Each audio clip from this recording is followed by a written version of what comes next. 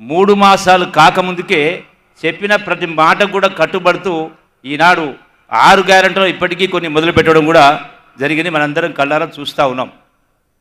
మరి ఈ రోజున రేవంత్ రెడ్డి గారు పాలమూరు జిల్లాకు సంబంధించి ఒకనాడు ఆకలి జిల్లా, వలస జిల్లా, ఆత్మహత్యల జిల్లా, పూర్తి విశ్వాసం ఉంది ఈ రాష్ట్ర ప్రధానికని, పాలమూరు జిల్లా ప్రధానికి. రాష్ట్రంలో కాదు దేశంలోనే కూడా ఏ జిల్లా ఎదగని స్థాయికి అన్ని రంగాల్లో కూడా పాలమూరు జిల్లాకు ప్రత్యేక ప్రాధాన్యత. ఎందుకంటే కన్నబిడ్డ కాబట్టి 100% మన కష్టాలు తీరబోతూ ఉన్నాయి. ఇప్పటికే వంశీచంద్ర గారు చెప్పడం జరిగింది, 3 మాసాల లోపలనే ఇలా అత్యంత వెనుకబడ్డ ప్రాంతం పాలమూరు జిల్లాలో కూడా అత్యంత వెనుకబడ్డ ప్రాంతం కొడంగల్, నారాయణపేట, మక్త నియోజకవర్గాలు.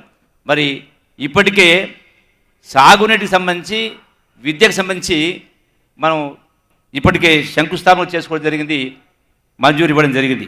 అట్లాగే ఈ రోజున గొప్పగా చెప్పినటువంటి కేసీఆర్ ఎన్నో మాటలు చెప్పిండు, అంటే ఒక భ్రమలు కల్పించిండు.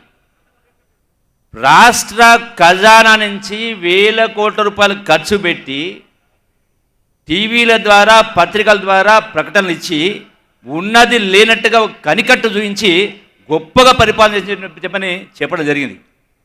ఈ రోజున బీఆర్ఎస్ పార్టీకైనా, కేసీఆర్కైనా, కేటీఆర్కైనా, హరీష్ గారు ఇంకొకరికైనా ఈ రాష్ట్ర ప్రజల ఓట్లు అడిగే నైతిక హక్కు కోల్పోయింది. ఎందుకు కోల్పోయిందంటే ధనిక రాష్ట్రం ఈనాడు అప్పుల రాష్ట్రంగా మారింది, అప్పుల కుప్పగా మార్చడం జరిగింది. హరీష్ రావు నాడు మాట్లాడాడు, బంగారు పల్లెంలో పెట్టించిన మా అధికారాన్ని అప్పగించడం మాట్లాడడం జరిగింది. ఏమిచ్చింది బంగారు పల్లెంలో? 8 లక్షల కోట్ల రూపాయల అప్పు, 7 లక్షల కోట్ల రూపాయలు బడ్జెట్ పరంగా, విద్యుత్ సంస్థల పేరు మీద మరొక 80,000 కోట్ల అప్పు, లక్షల కోట్ల అప్పు చేసి ధనిక రాష్ట్రాన్ని అప్పుల కుప్ప మార్చి, అయినా కూడా 10 సంవత్సరాల కింద చెప్పినటువంటి దళితుల 3 ఎకరాల భూమి ఇవ్వలే, డబుల్ బెడ్రూమ్లు ఇవ్వలే, నిరుద్యోగ భృతి ఇవ్వలే, రైతులకు రుణమాఫీ చేయలే. ఆఖరికి పాలమూరు ప్రాజెక్టును మొదలుపెట్టి ఈనాడు 10 సంవత్సరాలైనా కూడా 20% మొదలు కాలే, పనులు కాలే. ఇప్పటికి దానికి కాలువకు మంజూరు లేదు.